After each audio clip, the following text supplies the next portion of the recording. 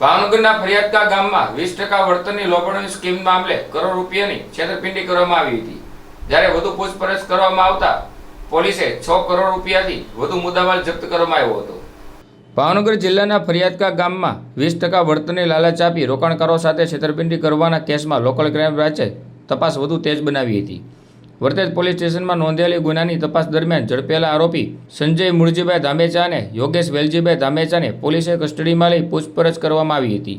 પૂછપરછ દરમિયાન આરોપીઓએ રોકાણકારો પાસેથી મેળવેલા નાણાંમાંથી રોકાણ રૂપિયા તેમજ સોનાના દાગીના અને વાહનો ખરીદ્યાની કબૂલાત આપી હતી। આ કબૂલાતના આધારે પોલીસે આરોપીઓ પાસેથી રોકડ રૂપિયા 20 લાખ અંદાજિત રૂપિયા 8,23,500ના સોનાના દાગીના, એક સુઝુકી ડિઝાયર કાર, એક એક્સેસ સ્કૂટર, નોટ ગણાવવાનું મશીન અને હિસાબના ચોપડા સહિત કુલ રૂપિયા 35,94,500નો મુદ્દામાલ કબજે કર્યો હતો। પોલીસ તપાસમાં અત્યાર સુધી ફરિયાદી સહિત કુલ 103 સાક્ષીઓના નિવેદનો નોંધવામાં આવ્યા છે। તપાસ દરમિયાન કુલ રૂપિયા 6,19,24,588 જેટલી રકમ રોકાણકારોને પરત આપવાની બાકી હોવાનું સામે આવ્યું હતું। આ કેસમાં ભાવનગર જિલ્લા પોલીસે જાહેર જનતાને અપીલ કરી છે કે ફરિયાદકા ગામના સંજય ધામેચા અથવા યોગેશ ધામેચા પાસે રોકાણ કરેલું હોય અને રકમ પરત મળી ન હોય તો જરૂરી દસ્તાવેજો સાથે ભાવનગર લોકલ ક્રાઇમ બ્રાન્ચનો સંપર્ક કરી કાયદેસરની કાર્યવાહી કરાવશે।